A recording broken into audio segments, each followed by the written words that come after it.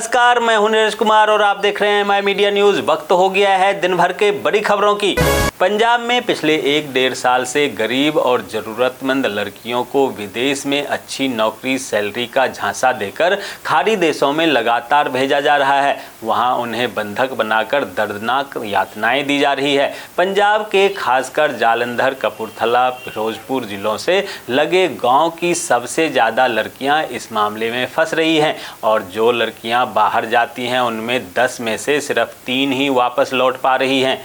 केंद्र सरकार ने शहरों में प्रदूषण और जाम की समस्या से निपटने के लिए नया सिटी लॉजिस्टिक प्लान तैयार किया है। इसके तहत शहरों में माल ढुलाई वाले वाहनों और यात्री वाहनों के लिए अलग अलग सड़कें बनाई जाएगी। इसके तहत सबसे पहले दिल्ली और बेंगलोर में पायलट प्रोजेक्ट शुरू किया जाएगा।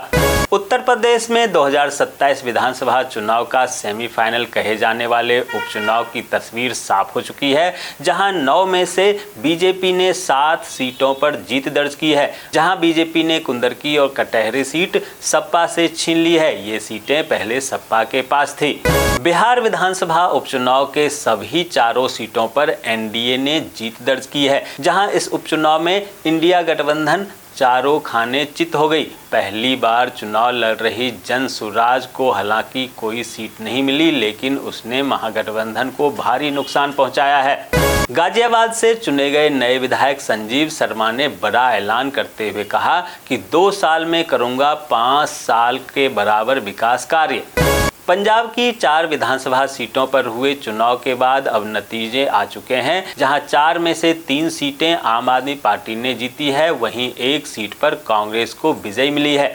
हरियाणा के हिसार जिले के एक गांव में साउथ इंडियन फिल्म पुष्पा 2 के खिलाफ थाने में शिकायत दर्ज कराई गई है। इस शिकायत में धार्मिक भावनाओं को ठेस पहुंचाने की बात कही गई है। बता दें कि मां काली के अवतार में नजर आए एक्टर अल्लू अर्जुन सीन को फिल्म से हटाने की मांग की जा रही है।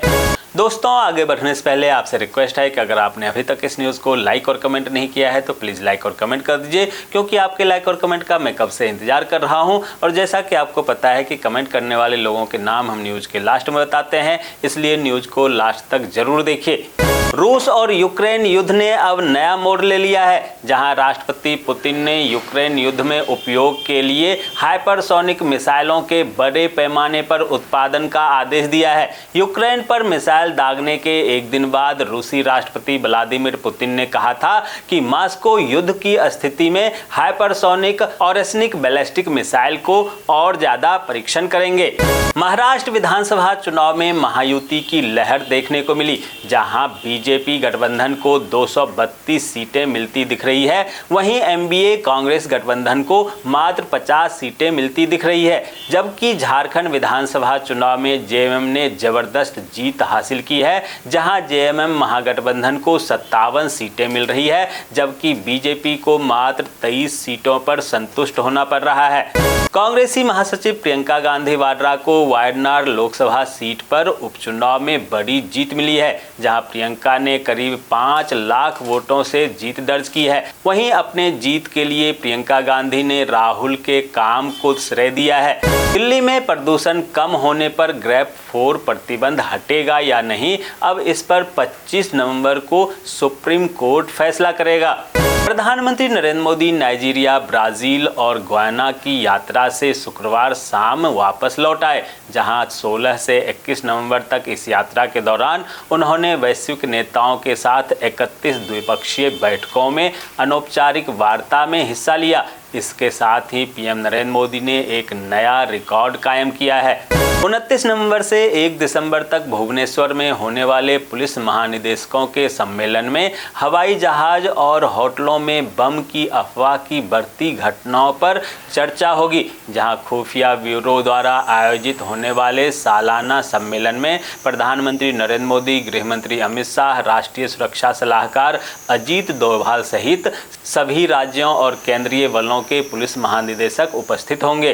राजस्थान में हुए उपचुनाव में बीजेपी ने जबरदस्त प्रदर्शन करते हुए 5 सीटों पर जीत दर्ज की है। खास बात यह है कि इनमें ऐसी सीटें भी हैं जहां बीजेपी ने दशकों से कभी भी खाता नहीं खोला था। जिन 7 सीटों पर उपचुनाव हुए उनमें से बीजेपी के पास सिर्फ सलुम्बर की सीट थी। राजस्थान पब्लिक सर्विस कमीशन की ओर से सब इंस्पेक्टर टेलीकॉम के 98 पदों पर भर्ती निकली है। उम्मीदवार 28 नवंबर से 27 दिसंबर 2024 तक ऑफिशियल वेबसाइट sso.rajasthan.gov.in पर जाकर फॉर्म भर सकेंगे।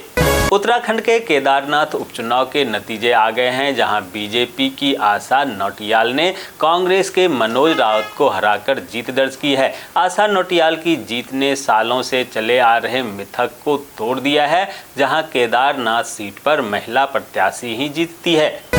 झारखंड में हेमंत सोरेन के दमदार नेतृत्व में झामुमो ने इंडिया गठबंधन को लगातार दूसरी बार सत्ता में शामिल कराया है। बता दें कि विपक्षी दल बीजेपी हेमंत कल्पना पर लगातार कटाक्ष कर रहे थे और कई बार उन्हें बंटी बबली की जोड़ी बता रहे थे, लेकिन इसी बंटी बबली की जोड़ी ने बीजेपी को चारों खाने चित कर दिया और प्रदेश में 1/3 सीटों पर जीत दर्ज कर ली है। छत्तीसगढ़ की रायपुर दक्षिण विधानसभा सीट के उपचुनाव में बीजेपी को जीत मिली है, जहां बीजेपी की जीत पर सीएम विष्णुदेव साय ने बधाई दी। उन्होंने कहा परिणाम बीजेपी के नीतियों की जीत है। मध्य प्रदेश के सिवनी में बड़ा सड़क हादसा हो गया, जहां छिंदवाड़ा सिवनी राष्ट्रीय राजमार्ग 347 पर तेज रफ्तार एम्बुलेंस वाहन अनियंत्रित होकर सामने से आ रहे 2 बाइक से टकरा गया। घटना स्थल पर 2 व्यक्तियों की मौत हो गई और 3 लोग घायल हो गए, जहां घायलों को अस्पताल में भर्ती कराया गया है। हिमाचल प्रदेश के भाजपा नेता चेतन शर्मा ने समोसे विवाद को लेकर मुख्यमंत्री सीएम सुक्खू पर निशाना साधा। चेतन ने कहा कि प्रदेश में हालत ठीक नहीं है, राज्य में कानून व्यवस्था के नाम पर समोसों की जांच हो रही है। अब तो हालत ऐसे हो गए हैं कि गूगल पर समोसा सर्च करो तो मुख्यमंत्री की फोटो नजर आती है। महाराष्ट्र चुनाव को लेकर केंद्रीय मंत्री और रिपब्लिक पार्टी ऑफ इंडिया के नेता रामदास अठावले ने कहा कि अब नतीजों के बाद कांग्रेस की महाविकास अघाड़ी फूट फूट कर बिखर जाएगी। दोस्तों, मैं देख पा रहा हूं कि आप में से बहुत सारे लोगों ने इस न्यूज़ को लाइक किया है और कमेंट भी किया है, लेकिन अभी भी कुछ लोग बाकी हैं जिन्होंने न्यूज़ को लाइक और कमेंट नहीं किया है। उनसे भी आग्रह है कि प्लीज़ वे भी न्यूज़ को लाइक कर दें, कमेंट कर दें, साथ में शेयर भी कर दें। तो ये थी आज दिन भर की बड़ी खबरें। ऐसे ही खबरों से अपडेट रहने के लिए चैनल को सब्सक्राइब कीजिए, नोटिफिकेशन बेल को दबाइए, वीडियो को लाइक कीजिए और ज़्यादा से ज़्यादा शेयर कीजिए, ताकि आप और आपके जानने वाले रह सकें देश और दुनिया के तमाम खबरों से अपडेट।